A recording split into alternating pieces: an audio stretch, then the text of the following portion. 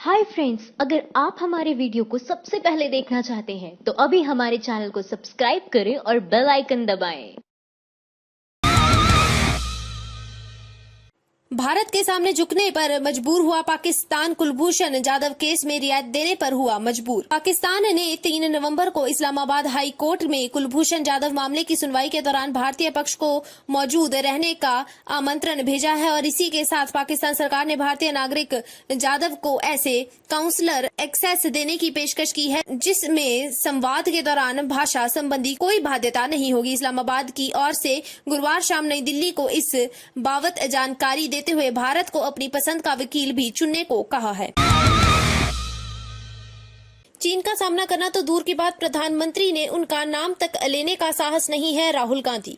कांग्रेस नेता राहुल गांधी ने चीन के बहाने प्रधानमंत्री नरेंद्र मोदी पर बड़ा हमला बोला है। उन्होंने कहा है कि चीन का सामना करना तो दूर की बात है, भारत के प्रधानमंत्री को उनका नाम लेने तक का साहस नहीं है। राहुल ने ट्वीट कर पीएम मोदी पर हमला बोलते हुए कहा कि इस बात से इनकार करना कि चीन हमारी मातृभूमि पर है और वेबसाइट से दस्तावेज हटाने से तथ्य नहीं बदलेंगे। भव्य हो रहे हैं हालात। भारत में महज 21 दिन में कोरोना संक्रमितों का आंकड़ा 10 से 20 लाख पहुंचा, दुनिया भर में अब तीसरा स्थान। भारत में कोरोना वायरस कितना घातक तरीके से अपना पांव पसार रहा है, इसका अंदाजा अब इस बात से लगाया जा सकता है कि यहां कोरोना वायरस के मामलों की संख्या 20 लाख पार कर गई है। भारत गुरुवार को अमेरिका और ब्राजील के बाद दुनिया का तीसरा देश बन गया है जहां 2 मिलियन यानी 2 लाख से अधिक कोरोना वायरस के पॉजिटिव केस दर्ज किए गए हैं।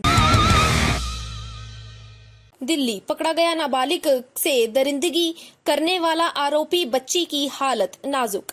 राजधानी दिल्ली में पश्चिम विहार इलाके में 12 वर्षीय मासूम बच्ची से दरिंदगी करने वाला आरोपी को पुलिस ने गिरफ्तार कर लिया है। उधर बच्ची अस्पताल में जिंदगी और मौत से जूझ रही है। बच्ची की हालत नाजुक बताई जा रही है। इससे पहले गुरुवार शाम को दिल्ली मुख्यमंत्री अरविंद केजरीवाल ने एम्स में भर्ती दुष्कर्म पीड़ित 12 साल की बच्ची और उसके परिजनों से मुलाकात की और डॉक्टर से उसके स्वास्थ्य के बारे में जानकारी ली थी।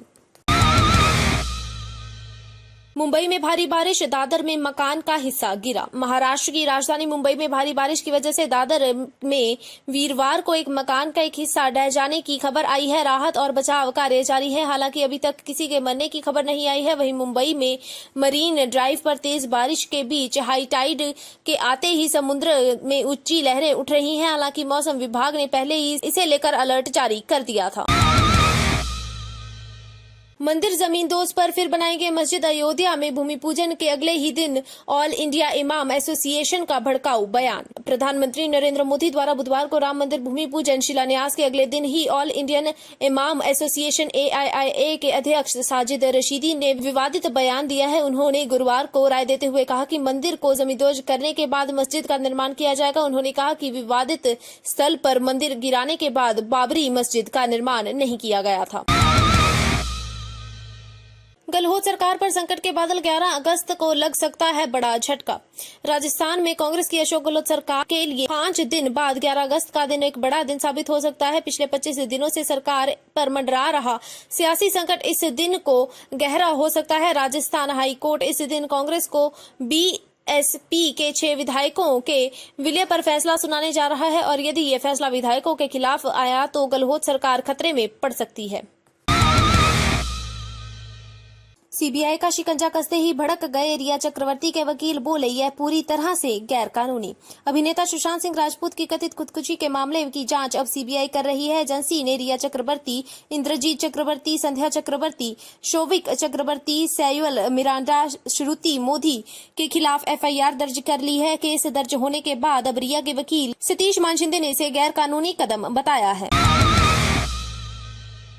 एम्स के डायरेक्टर बोले प्लाज्मा थेरेपी कोरोना वायरस के गंभीर मरीजों पर कारगर नहीं। कोरोना के इलाज में गंभीर मरीजों के इलाज में प्लाज्मा थेरेपी कारगर नहीं है। इससे मृत्यु दर को कम नहीं किया जा सकता। एम्स के 30 मरीजों को प्लाज्मा थेरेपी देकर परीक्षण किया गया है जिसमें यह बात सामने आई है। एम्स निर्देशक डॉक्टर रणदीप गुरेलिया की माने तो 30 मरीजों के परीक्षण में एक वर्ग के मरीजों को प्लाज्मा थेरेपी दी गई थी, दूसरे वर्ग के मरीजों को सामान्य उपचार दिया गया था और यह सामने आया है कि दोनों वर्ग के मरीजों की मृत्यु दर में कोई अंतर नहीं था।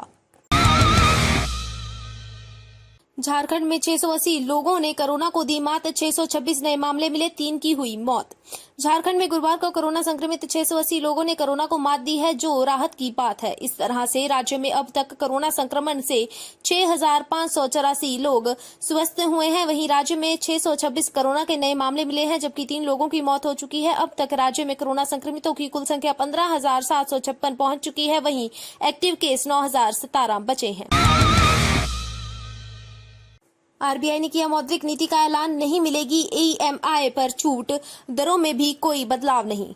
रिजर्व बैंक के गवर्नर शक्तिकांत दास ने मौद्रिक नीति को लेकर प्रेस कॉन्फ्रेंस कर रहे हैं। बता दें कि रिजर्व बैंक के गवर्नर की अध्यक्षता वाली मौद्रिक नीति समिति की 3 दिन की बैठक 4 अगस्त को शुरू हुई थी। आज समिति बैठक के नतीजों की घोषणा की जा रही है और आरबीआई ने दरों में कोई बदलाव नहीं किया है। रेपो रेट 4% पर बरकरार रखा है। वहीं रिजर्व रेपो रेट 3.35 पर स्थित है, जबकि लोन ईएमआई पर छूट पर उन्होंने कुछ भी नहीं कहा है।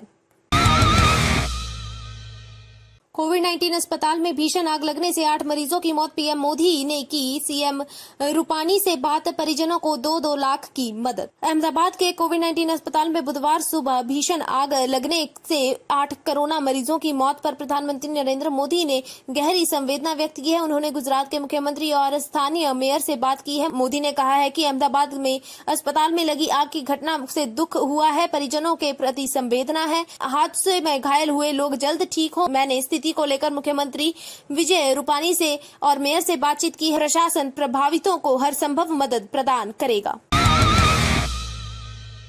थाना नकोदर में तैनात एएसआई 5,000 की रिश्वत लेते गिरफ्तार। पंजाब विजिलेंस ब्यूरो ने जालंधर जिले के थाना नकोदर शहरी में तैनात एएसआई अमीर सिंह को 5,000 रुपए की रिश्वत लेते हुए रंगे हाथों काबू किया है। ब्यूरो के प्रवक्ता ने आज यहां बताया कि उक्त एएसआई को संदीप कुमार की शिकायत पर पकड़ा गया है। शिकायतकर्ता ने ब्यूरो को शिकायत में बताया था कि पुलिस मामले में उसकी मदद के बदले में उक्त एएसआई ने 5,000 रुपए की मांग की है।